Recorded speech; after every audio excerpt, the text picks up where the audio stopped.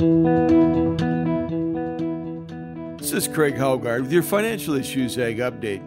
Well, corn had strong export sales yesterday, but that wasn't enough to stave off the coronavirus headlines that drove all markets seemingly lower worldwide. The USDA posted a weekly export sales number of 57.9 million bushels. This exceeded the top end of the range of expectations by over 10 million bushels. We now lag last year's sales by 500 million bushels. If we factor in the seasonality of sales for the balance of the year, it would appear as if the USDA's current export projections are about 150 million bushels too high. There will have to be a strong contra-seasonal move in exports if we're going to get closer to the USDA's current projections. As I record this, the overnight spot corn futures are recovering somewhat from yesterday's action and are trading 4 cents higher. Soybeans got hit with a solid 1-2 punch from poor export sales and a huge plunge in the stock market. U.S. export sales for soybeans came in at 11.1 million bushels, which was well below trade expectations. With yesterday's sales, we are now running 250 million bushels behind last year.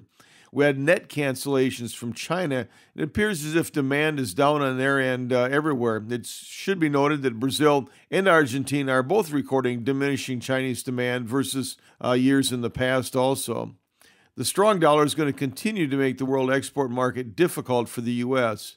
Yesterday, the Argentina peso and the Brazilian real hit record-ever lows against the U.S. dollar. In the overnight trade, spot soybean futures are trading 8 cents higher. Wheat was lower as well, coming in anywhere from 3 to 7 cents lower depending on the exchange. The weekly export sales number came in at a pretty solid 16.6 million bushels. Of course, with wheat, all eyes are on Russia. We continue to see the U.S. hard red winter wheat values slide dollar for dollar with Russian offers.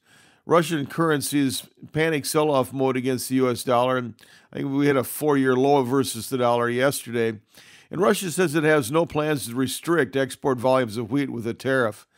The bottom line is I look for the export market to continue to be a very tough place to play for the United States.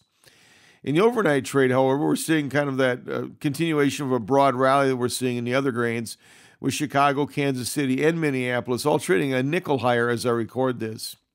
Cotton futures continue to break to the downside, with May futures closing down 185 points as they settle at 59.70. The last time the May futures were this low was back in September of last year. In the overnight trade, spot futures are trading 36 points higher. Livestock futures markets were all limit down. The April live cattle futures contract finished down $3, while April feeder cattle were $4.50 lower.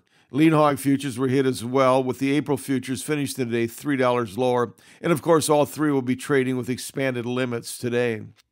Class 3 milk futures had a fairly wide trading range, but at the end of the day, were able to post a higher close. For this session, April futures were 7 points higher as they settled at $15.90. In the overnight trade, we have those spot futures trading 3 points lower.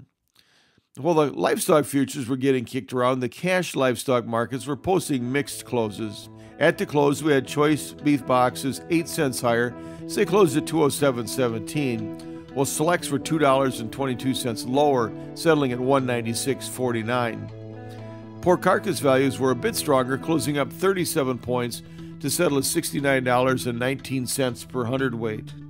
This has been Craig Haugard with your Financial Issues Ag Update.